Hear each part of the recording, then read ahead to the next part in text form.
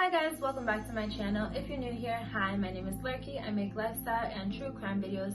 If you're not, welcome back. Thank you so much for joining me on another video in our countdown to Halloween. In today's video, I'm going to be sharing the murders of Ronald Sisman and Elizabeth Platzman, and a very interesting connection comes up in the investigation. Without further ado, let's go ahead and jump right into it. So Ronald Sisman was a 39-year-old photographer.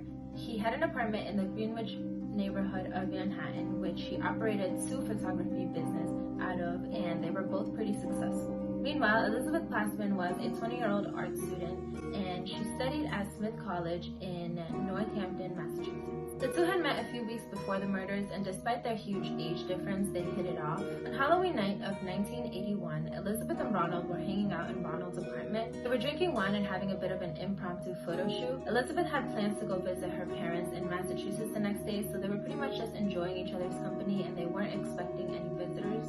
At some point, they heard a knock on the door, but since they weren't expecting anyone and the building didn't accept trick-or-treaters, they pretty much ignored it. After a few minutes, the knocking turned into banging, and Ronald finally opened the door to find a group of people wearing Halloween masks at the door. The group forced their way inside and began to beat Ronald and Elizabeth before shooting them execution style. When police arrived at the scene, they found the apartment completely ransacked. They couldn't step foot anywhere without stepping on something. It looked like the killer had been looking for something. However, the only items that police determined to be missing from the scene were Elizabeth and Ronald's IDs, as well as a .25 caliber gun that was registered to Ronald, which they believed to have been the murder weapon. There were allegations that Ronald had been involved with drugs, so police thought that that could have been a motive. One such claim came from actress Melanie Howler, who had previously worked with Ronald. She accused him of forcing her to take drugs, and when she refused, he became belligerent.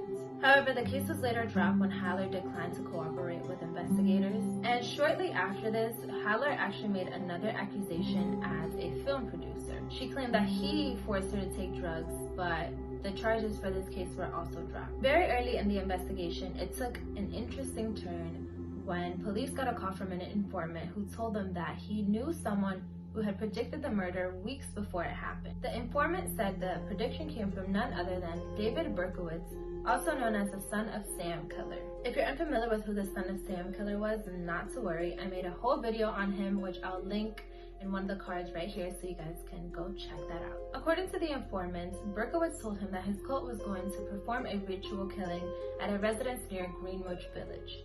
He said that they would then take the residents and torture them and kill them, and then ransack the apartment to remove any incriminating evidence. When police questioned Berkowitz about this, he said that Ronald had video footage of one of the Son of Sam killings. Ronald was allegedly hired by the cult to record a video, but he wasn't told what it would be about beforehand. And after finding out what it was about, Ronald wasn't happy about what he had been a part of. The cult had heard the rumors of Ronald being involved in drugs, so they thought that he was holding onto the video as leverage in case he were ever to get arrested. Berkowitz was also able to give a very good description of Ronald's apartment, although those close to Ronald maintained that he had never met Berkowitz and he had absolutely no ties to any satanic cults. One piece of evidence that supports this theory is the fact that Elizabeth and Ronald's IDs were taken. In other cult killings, it's pretty common for them to take one of the personal items of the victims to prove that they got the right person. And to this day, no one has ever been arrested for the murders of Ronald Sisman and Elizabeth Platzman. If you've made it to this point of the video, thank you so much for watching. I do hope to see you again tomorrow as we continue our countdown to Halloween.